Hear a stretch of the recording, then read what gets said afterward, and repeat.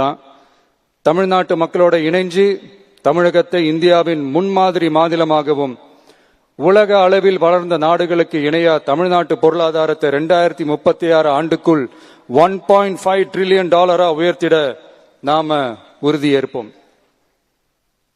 மக்களே, எல்லாரும் ஓட்டு போட்டுட்டோம்.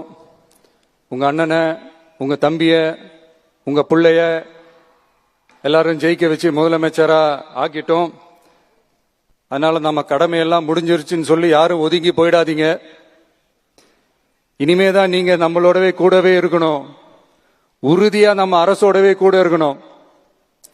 அப்பதான் உங்களுக்காக இருக்கிற எல்லா நல்ல திட்டங்களையும் என்னால செயல்படுத்த முடியும். 8 கோடி பேரோட அந்த பிரதிநிதி தான் முதலமைச்சர் பதவின்னு சொல்லுவாங்க. அதனாலதான் சொல்றேன், மக்கள் தான் ஆட்சியாளர்கள். இங்க நானு எல்லாருமே, அங்க இருக்கிறவங்க எல்லாருமே மக்களோட சர்வன்ட்ஸ். அப்படிதான் நான் அதை பாக்குறேன். வாங்க எல்லாருமா சேர்ந்து நம்ம கடமையை சேர்ந்து செய்வோம்.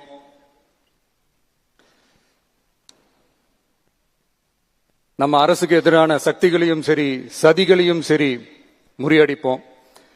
நீங்க எல்லாரும் நம்மளோட இருக்கும் போது எனக்கு வேற என்னங்க கவலை? நல்லதை மட்டுமே நோக்கி நகருவோம். அப்படி நல்லதை மட்டுமே நோக்கி நகரும் உங்க அரசு உங்களுடைய எதிர்பார்ப்புகளையும் உங்களுடைய கருத்துக்களையும் மனசுல வச்சுக்கிட்டு தான் நல்ல சிறிய புதிய அறிவிப்புகளை அறிவிக்க இருக்கிறோம். அதுல ஒரு சிலதை மட்டும் இங்க நான் படிக்கிறேன். 1, தாய்நாட்டிற்காக தன்னலமற்ற தியாகம் செய்து நமது நாட்டின் பாதுகாப்பிற்காக அரும்பாடுபட்ட முன்னாள் படை வீரர்களின் நலன் கருதி அவர்களது 2 மகள்களுக்கும் வழங்கப்படும் திருமண நிதி உதவி 25,000 ரூபாயிலிருந்து 50,000 ரூபாயாக உயர்த்தி வழங்கப்படும். 2, மாற்றுத்திறன் கொண்ட முன்னாள் படை வீரர் மற்றும் அவர்களை சார்ந்தோர்களுக்கு வழங்கப்பட்டு வந்த மாதாந்திர நிதியுதவி 5,000 ரூபாயிலிருந்து 7,000 ரூபாயாக உயர்த்தி வழங்கப்படும். 3, மாநில அரசால் விடுதலை போராட்ட வீரர்களுக்கு வழங்கப்பட்டு வரும் மாதாந்திர ஓய்வூதியம் 23,000 ரூபாயாக உயர்த்தி வழங்கப்படும்.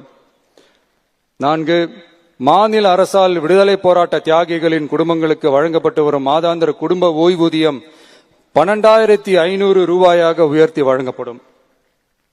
5, வீரபாண்டிய கட்டபொம்மன், முத்துராமலிங்க, விஜய ரகுநாத சேதுபதி, மருது சகோதரர்கள் மற்றும் வாவு சிதம்பரனார் ஆகியோரின் வழித்தோன்றல்களுக்கு வழங்கப்பட்டு வரும் மாதாந்திர சிறப்பு ஓய்வூதியம் 11,500 ரூபாயாக உயர்த்தி வழங்கப்படும். இவற்றிற்கான அரசாணைகள் அரசால் வெளியிடப்பட்டுள்ளது. I once again extend my respectful greetings and salute the people of Tamil Nadu who has broken the caste and religious considerations, rejecting money and muscle power, and gave us an overwhelming support to establish people-centric and social justice government.